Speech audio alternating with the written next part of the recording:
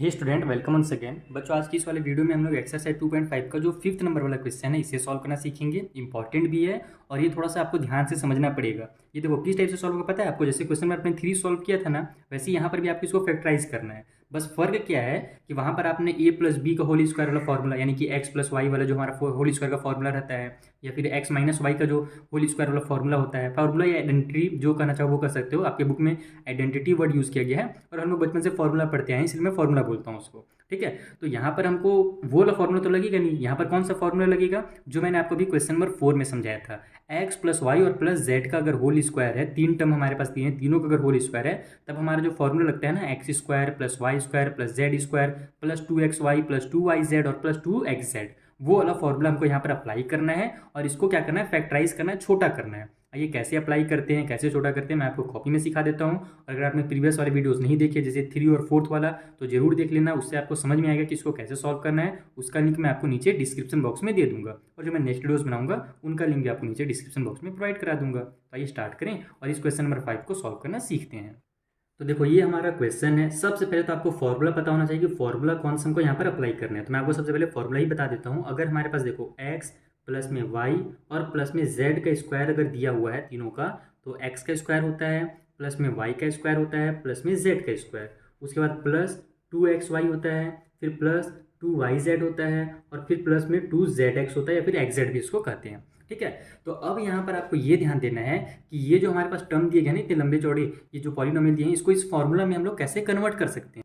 तो कन्वर्ट करने का जो सबसे सिंपल तरीका है ना, आप क्या करो, इसको तोड़ो। तोड़ो मतलब कि इसे, ये हमारा देखो अभी 4x का स्क्वायर है केवल, इसको हम लोग को x का स्क्वायर का मतलब क्या है, ये जो हमारा 4x है ना, इस पूरे को हमको स्क्वायर में कन्वर्ट करना है। केवल x नहीं है यहाँ पर, ये जो 4x है इस पूरा को हमको, यानी कि ये केवल x को छोड़ करके या बस 4 अलग है, तो 4 को भी हमको स्क्वायर बनाना है। तो इसको हम कैसे बनाएंगे वो आपको बता देता हूँ। ये हमारा हो जाएगा यहाँ पर 2 और x का स्क्वायर, यानी कि ये जो हमारा 4x स्क्वायर है इसको हम लोग 2x स्क्वायर लिख सकते हैं। इससे होगा क्या कि 2 का स्क्वायर हो जाएगा 4 और x का स्क्वायर मिलकर के x, यानी कि बस हमने क्या किया, इसका प्लास्टिक सर्जरी कर दिया और इस तरीके से लिख दिया इसको, है ना। दोनों का जो वैल्यू वो अलग नहीं है, सेम ही है। उसी तरीके से यहाँ हमारे पास y स्क्वायर है, z स्क्वायर है। लेकिन एक चीज़ अगर आप ध्यान दोगे कि हमारा फॉर्मूला में प्लस था और यहाँ पर जो हमें पॉलिनोमियल दिया गया यहाँ पर माइनस है, यहाँ पर भी माइनस है, तो इसका कुछ मतलब समझ में आया आपको। मैं आपको बताता हूँ क्या मतलब है। इसका मतलब ये है कि हमारा या तो y वाला, क्या बोलते हैं, देखो यहाँ पर y वाले में आया है ना माइनस की साइन, तो या तो हमारा y जो है वो माइनस में दिया रहेगा लास्ट में, या तो जो z है वो माइनस में रहेगा,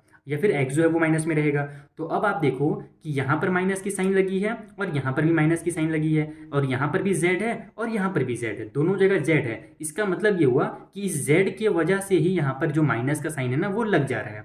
तो इसका मतलब क्या है कि ये जो हमारा z है ना, इसको हमको माइनस में लाना है। ठीक है, ये ध्यान रखना कैसे माइनस में लाना है अभी आपको मैं समझा देता हूँ। ये हमारा 9y का स्क्वायर है, तो 9 को हम लोग किसका स्क्वायर जानते हैं, वो 3 का स्क्वायर होता है। तो सिंपली आप इसको क्या करोगे, 3y का स्क्वायर लिख दोगे, तो इससे 3 3 से 9 y का स्क्वायर बन जाएगा। अब मैंने जैसे कि आपको बताया कि पहले तो हमको ये पता करना था कि माइनस में एक्चुअल में कौन है, y है या z है। तो y तो है नहीं, z है। हमने यहाँ पर आपको बता दिया क्यों z है, क्योंकि यहाँ पर डबल डबल z आ रहा है और दोनों जगह पर माइनस की साइन लग रही है ना। तो यहाँ पर इसका मतलब यही हुआ कि जो z है वही हमारा माइनस में होगा। तो इस 16 वाला जो है ना, इसको आप क्या करो, माइनस में बनाओ। कैसे माइनस में बनाओगे, पहले तो प्लस की साइन लगाओ और ब्रैकेट में 16 को क्या लिखोगे, -4z लिख दो। तो ये हो जाएगा हमारा z की जगह पर माइनस का 4z, और 4 4 16 हो जाएगा, और माइनस प्लस 16 आ जाएगा।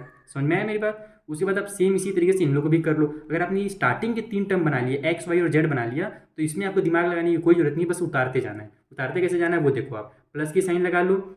पहले तो 2 लिखो, फॉर्मूला में हमारे क्या आता है, पहले 2 आता है, x की जगह पर 2x लिखो, उसके बाद y की जगह पर आप 3y लिख दो।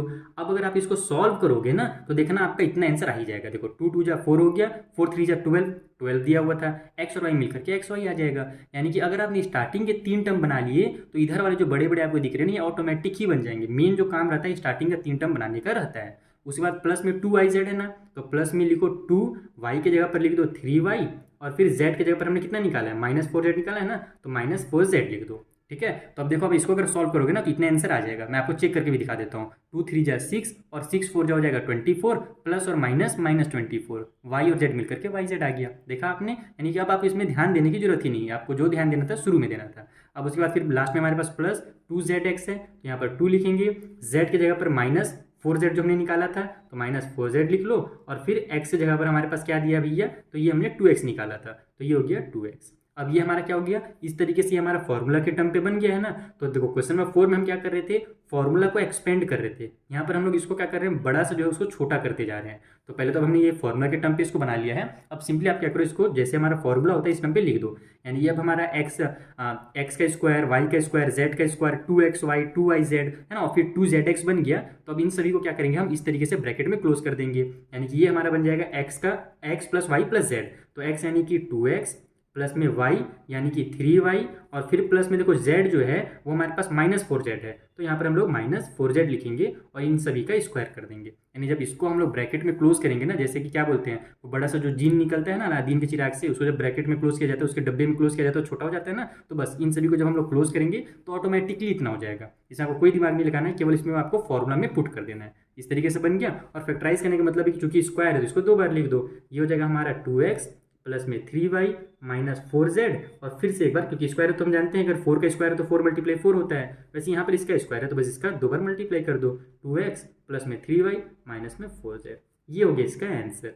तो ये था एकदम सिंपल सा क्वेश्चन, और यही ज़्यादातर एग्जाम में आता है। इसका जो अगला वाला क्वेश्चन है जो आपको रूट में दिया गया है वो उतना तो एग्जाम पे नहीं आता है, लेकिन अगर आपने ये समझ लिया तब आपको वो समझ में आएगा। अदरवाइज अगर आप डायरेक्ट उसको देखोगे तो समझ में नहीं आने वाला। अगर आपको ये अच्छे से समझ में आ गया वो कैसे सॉल्व करना है। चलिए जो इसका सेकंड वाला पार्ट है उसे सॉल्व कर लेते हैं।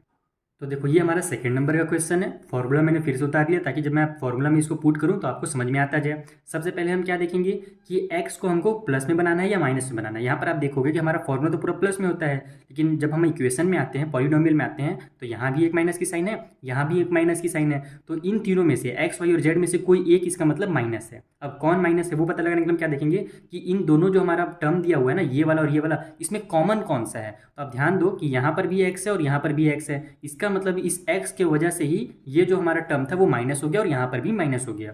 इसका क्लियरली क्या मतलब हुआ कि इसको जो x है ना उसको हम लोग को माइनस में बनाना है। एक तो ये काम हो गया। अब x को हमको माइनस में बनाना है, लेकिन ये तो बाबा 2 दे दिया गया है। जैसे पहले 4 था तो हमने उसको 2 का स्क्वायर कर दिया था, लेकिन 2 तो किसी का स्क्वायर नहीं होता है। अब कैसे किया जाए, तो एकदम सिंपल से मैं आपको बता देता हूँ कि देखो √2 मल्टीप्लाई √2 होता है। ये सब आपने चैप्टर नंबर 1 में पहले ही पढ़ रखा है। तो इक्वल टू हमारा 2 आ जाता है ना, तो बस इस 2 को हम लोग क्या करेंगे, √2 लिखेंगे। तो ये हमारा √2 और x का पूरा स्क्वायर हो जाएगा। तो जब हम इसको ओपन करेंगे ब्रैकेट को ना, तब हमारा ये क्या बन जाएगा, √2 का स्क्वायर यानी कि 2 बन जाएगा और x का स्क्वायर उतर जाएगा। लेकिन ध्यान क्या रखना था कि हमको इसको x को माइनस में ही बनाना था, इसलिए यहाँ पर माइनस की साइन लगा देंगे। सुनिए मेरी बात। और x को माइनस में क्यों बनाना है वो भी मैंने आपको यहाँ पर समझा दिया। आगे चलते हैं। यहाँ पर हमारे पास y का स्क्वायर है, तो y की जगह पर केवल y ही दिया हुआ है और तो कुछ दिया नहीं है, तो इसको हम सिंपल प्लस में y का स्क्वायर लिख देंगे। हम लोग क्या कर रहे हैं अभी, ये जो टर्म है उसको इस तरीके से इस वाले फॉर्मूला में इसको कन्वर्ट कर रहे हैं। तो y का स्क्वायर है, y की जगह में y ही है केवल, तो बस y का स्क्वायर कर लो। प्लस में z का स्क्वायर है, तो z के जगह पर हमारे पास कितना है, 8z का स्क्वायर है। तो अब 8 को हम लोग कैसे करें, पहले तो 9 था वहाँ पर, तो 3 का स्क्वायर बना दिया था आसानी से। अब 8 का क्या किया जाए, तो इसको मैं आपको समझा देता हूँ। देखो 8 का अगर हम लोग फैक्टर निकालेंगे तो क्या निकलता है, 2 × 2 × 2 होता है। 2 2 जा 4, 4 2 जा 8।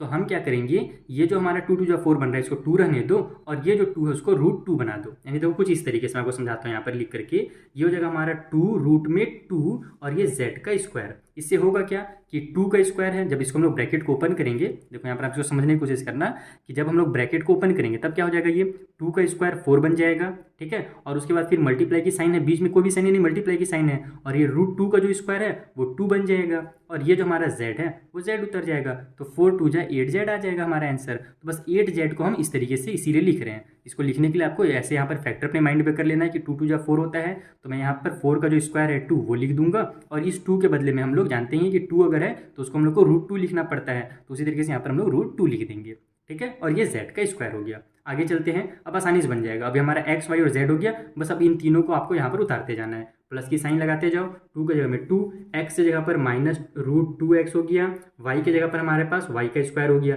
आप इसको सॉल्व करके भी चेक करना चाहो तो चेक कर सकते हो। देखो 2 और यहाँ पर हमारे पास कितना था, 2√2 था ना, और ये हमारा माइनस में था, तो प्लस और माइनस माइनस हो जाएगा, 2√2 हो जाएगा, और x और ये y का हमारा स्क्वायर, सॉरी y का स्क्वायर लिख दिया मैंने गलती से, ये y हो जाएगा हमारा। क्योंकि ये देखो हमारा जो x की जगह पर है, इसको हम ब्रैकेट में ही कर दो ताकि आपको अच्छे समझ में आ जाए।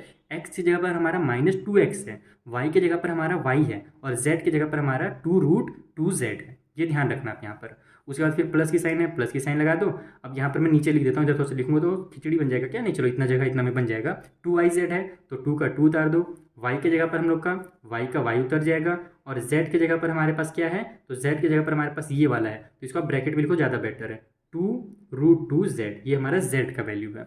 उसके बाद अब इसका आप सॉल्व भी करोगे ना, देखना आपका इतना आंसर आ जाएगा। देखो 2 जा 4 हो जाएगा हमारा, उसके बाद √2 का √2 उतर जाएगा, y और z मिलकर के yz उतर जाएगा। देखा, समझ में आ रहा है आपको मेरी बात ना। यानी बस आपको स्टार्टिंग के 3 वैल्यूज फाइंड करने हैं, उसके बाद आप इसको बस उतार दो यहाँ पर इन्हीं वैल्यूज से, तो आपका ये जो आंसर है ऑटोमेटिकली बन जाएगा। इसको फिर आपको दिमाग लगाने की जरूरत नहीं पड़ेगा कि इसको हम लोग कैसे लिखें। ठीक है, लास्ट में जो हमारे पास माइनस की साइन है, तो यहाँ पर आप लोग माइनस की साइन क्या लगाओ, प्लस की लगा लो, लोग छोड़ो उसको, माइनस वगैरह छोड़ो। ये हमारा 2 हो गया। z की जगह पर हमारे पास कितना था, कहाँ गया z का वैल्यू, ये वाला है, तो z की जगह पर 2√2z हो गया, और x की जगह पर हमारे पास कितना है, तो ये हो जाएगा हमारा -√2x, ये हो गया। अब यहाँ पर देखो हमारा प्लस और माइनस माइनस हो जाएगा, 2 और 2 जा हो जाएगा 4, √2 और √2 मिल करके 2 बन जाएंगे, तो फिर 4 जा हमारा 8 आ जाएगा। समझ में आ रहा है, रुको मैं साइड में आपको फिर से इसको भी मल्टीप्लाई करके समझा देता हूँ। यहाँ पर 2 जा 4 हो जाएगा, और ये √2 और √2 मिलेंगे ना, तो √2 से वो बाहर हो जाएंगे, जैसे √2 मल्टीप्लाई √2 होता है, जो मैंने आपको यहाँ पर समझाया वो हमारा पूरा 2 हो जाता है, तो इन दोनों का मल्टीप्लाई होकर के 2 बन जाएगा, तो 4 जो हमारा 8 आ जाएगा। ये x और z मिलकर के xz बना लेंगे, और यहाँ पर हमारा माइनस और प्लस है तो माइनस की साइन लग जाएगी, और वही चीज़ तो हमको यहाँ पर दिया हुआ था। तो बस इस तरीके से ये बन गया हमारा इक्वेशन। तो ये हमारा फॉर्मूला के टर्म पे आ गया है। मेन जो दिमाग लगाना था पूरा यहाँ पर लगाना था। अब आपको क्या करना है, बस इस वाले टर्म पे इसको उतार देना है। x की जगह पर आप लिखोगे हमारे पास माइनस में √2x, ठीक है, प्लस में y है तो y की जगह पर y उतार दो, प्लस में z है तो z की जगह में 2√2z, और इन सभी का स्क्वायर बना दो। ठीक है, ये हमारा x, y और z हो गया, और उसका पूरे का स्क्वायर बन गया। बस अब यहाँ पर स्क्वायर है तो 2 बार इसको उतार लो, ये हो गया -√2x, फिर प्लस में y, और फिर प्लस में 2√2z, और एक बार और इसी को उतार लेंगे, -√2x प्लस में y और प्लस में 2√2z। इस तरीके से होता है हमारा फाइनल आंसर। तो एग्जाम में देखो ये रूट वगैरह वाला कंफ्यूज करने के लिए आपको नहीं आएगा यही वाला, लेकिन अगर आपको समझना है तो दोनों क्वेश्चन को प्रैक्टिस अच्छे से करो। प्रैक्टिस करोगे तब आपको एक क्वेश्चन आसानी से समझ में आ जाएगा। ठीक है, तो अब मिलते हैं हम लोग नेक्स्ट वीडियो में, जहाँ पर जो अगला क्वेश्चन है क्वेश्चन नंबर 6, उसे भी मैं आपको इसी तरीके से एकदम सिंपल मेथड में समझा दूंगा। Thank you for watching.